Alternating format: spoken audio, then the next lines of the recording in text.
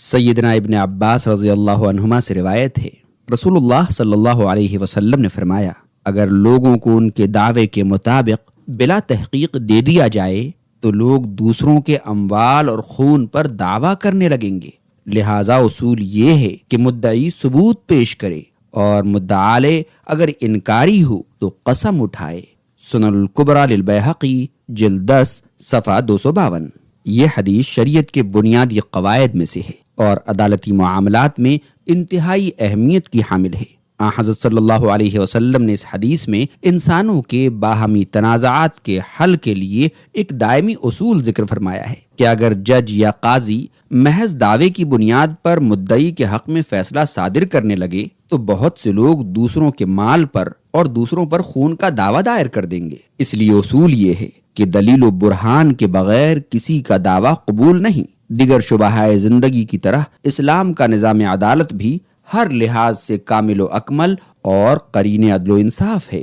اسلامی نظام عدالت میں حاکم و محکوم، شاہ و گدا اور امیر و غریب وغیرہ کے درمیان کوئی فرق نہیں۔ اسلامی قانون کی نگاہ میں سب برابر ہیں۔ عدالتی معاملات میں شرعی قوانین و ضوابط ملحوظ رکھے جاتے ہیں۔ مقدمات کا فیصلہ کرنے کا شرعی طریقہ یہ ہے کہ مدعی اپنے دعوے کے اس بات میں گواہ پیش کرے۔ اگر وہ گواہ پیش نہ کر سکے اور مدعا علیہ اس کے دعوے کی تصدیق نہ کرتا ہو تو وہ مدعی کو جھوٹا اور اپنے آپ کو سچا ثابت کرنے کے لیے حلف اٹھائے اور مدعی کے دعوے کو باطل کرے۔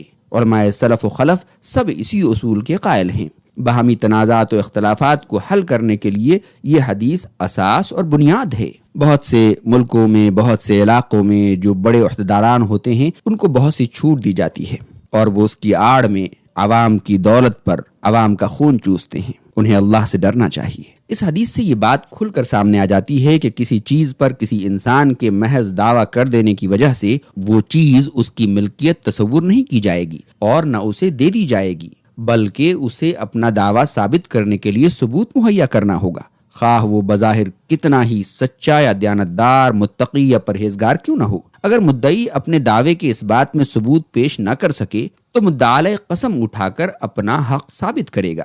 ایک دفعہ حضرت علی رضی اللہ عنہ کی زرہ چوری ہو گئی، وہ ایک یہودی کے ہاں پائی گئی۔ حضرت علی رضی اللہ عنہ نے اس یہودی کے خلاف قاضی شریعت کی عدالت میں دعویٰ دائر کیا۔ قاضی نے حضرت علی رضی اللہ عنہ سے زرہ کی ملکیت کا ثبوت مانگا تو حضرت علی رضی اللہ عنہ نے اپنے بیٹے حسن رضی اللہ عنہ اور غلام قمبر کو بطور گواہ پیش کیا۔ قاضی نے کہا، بیٹے کی گواہی باپ کے حق میں اور غلام کی گواہی آقا کے حق میں قبول نہیں، آپ کوئی اور ثبوت پیش کریں۔ حضرت علی رضی اللہ عنہ کوئی دوسرا ثبوت پیش نہ کر سکے، چنانچہ قاضی نے حضرت علی رضی اللہ عنہ کے خلاف فیصلہ کرتے ہوئے یہودی کے حق میں فیصلہ کر دیا۔ آج بھی اگر ایسا انصاف مسلم حکومتوں میں یا دوسری تمام جگہوں پر ہونے لگے تو یقین مانیے دنیا امن و شانتی کا گہوارہ بن جائے۔ لیکن افسوسناک پہلو یہ ہے کہ کوئی مسلک کے نام پر، کوئی ذات کے نام پر، کوئی مذہب کے نام پر، کوئی علاقے کے نام پر، کوئی ملک کے نام پر نہ جانے کن کن ناموں سے انصاف کا گلا گھونٹا جاتا ہے اور پھر بھی اپنی تعریف کی جاتی ہے، پھر بھی اپنے آپ کو اچھا سمجھا جاتا ہے۔ افسوس، صد افسوس۔ اللہ ہماری اصلاح فرما دے۔ بہرحال اس لیے حضرت صلی اللہ علیہ وسلم نے اس پیش نظر حدیث میں فرمایا کہ اگر لوگوں کے دعوے کی بنیاد پر بلا ثبوت ان کے حق میں فیصلہ صادر کر دیا جائے تو لوگ بلا وجہ دوسروں کے مال و خون کے دعوے کرنے لگیں گے اور معاشرتی نظام تہوبالا ہو جائے گا اور لوگ امن و سکون سے نہ رہ سکیں گے۔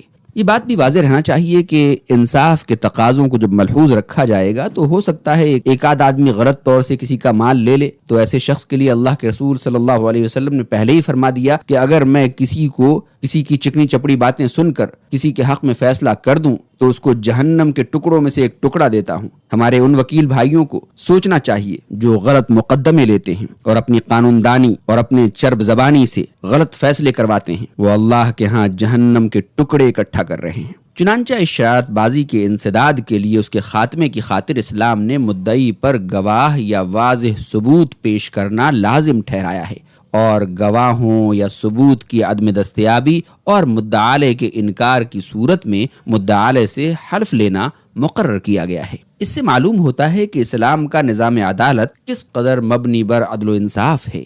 آپ جو کوئی بھی ہوں، اگر میری بات سن رہے ہیں تو میں آپ سے سوال پوچھ رہا ہوں، آپ جج ہیں، کچھ بھی ہیں، اپنے گھر میں رہتے ہیں، کیا آپ اپنے گھر میں، اپنی عدالتوں میں اپنی حکومت میں انصاف کر رہے ہیں؟ اگر کر رہے ہیں تو الحمدللہ، ورنہ اللہ سے ڈریے، کیونکہ اللہ کی پکڑ بڑی سخت ہے۔ اللہ بھی محفوظ رکھے، آمین۔